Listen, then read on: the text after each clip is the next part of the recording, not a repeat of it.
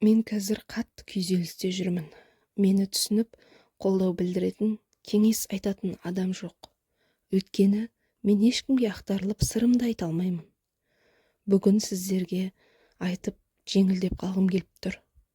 Мен мектеп кезінен өзіммен қатар балаларға көз қырымды да салмайтынмын. Олардың бәрі маған ойын баласындай көрінетін. Мен бой жетіп, етек жеңімді жинай бастағаннан ақ өзімнен әлдеқайда үлкен жігіттерге құмартып тұратынмын.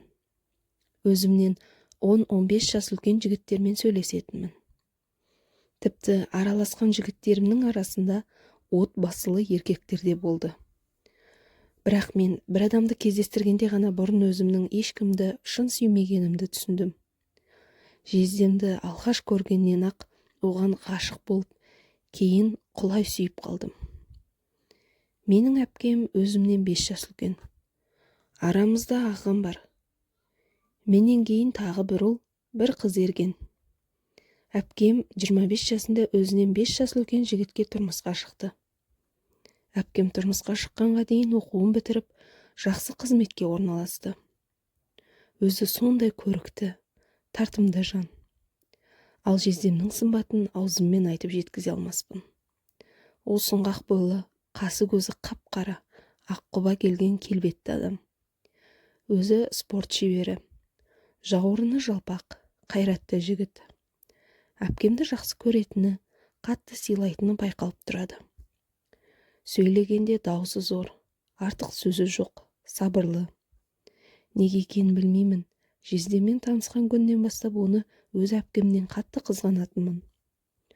Ол әпкемді құшақтап, оған қамқорлық танытқан сайын менің жыным келеді. Сыртқа білдірмеймін, әрине, бірақ ішім удай ашитын. Жездем бізді де, балдыздарын жақсы сыйлап, келген сайын сыйлығын әкеліп, көңілімізді табуға тырысады. Әпкем мен жездемнің тұңғыш сәбилері дүниеге келгенде, мен шын қуана алмадым. Көңілім құлазып, бір түрлі тұншығып кеттім. Ғашықтықтың дерті жанымды жаралап, өмірден безіп кеткім келетін сәттер жиі болатын. Басқа жігіттерге назар аударып, өз маңдайыма жазылған жанды табайын деп ойласам да, басқаларды көзіме де іле алмадым. Бірақ уақыт емдер деп үміттендім. Бірде жездем мен әпкем біздің ауылға үлкен тойға келді.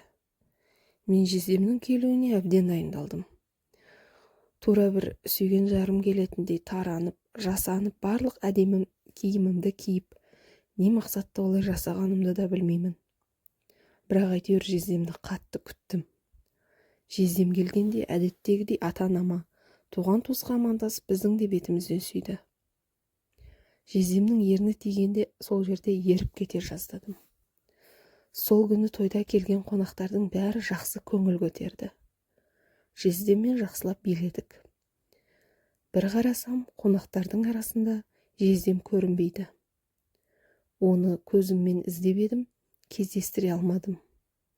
Үйге кіріп бөлмелерді аралап көрдім.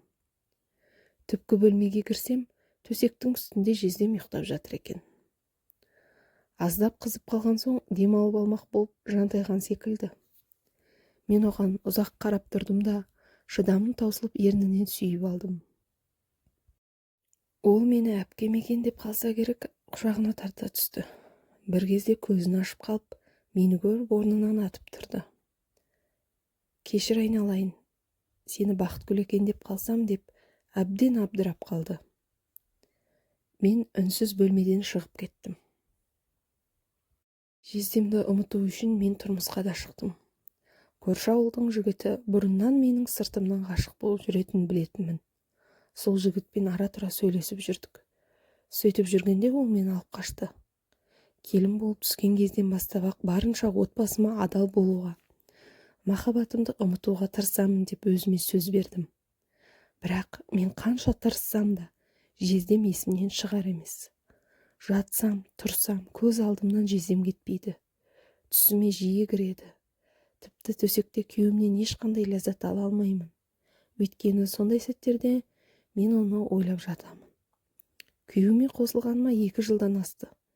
Арамызда әлі бала жоқ. Осының өзі менің құлықсыздығымнан болар деп ойлап қоямын.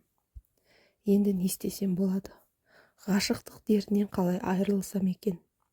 Өтінем, ақыл кеңес беріңіздерші.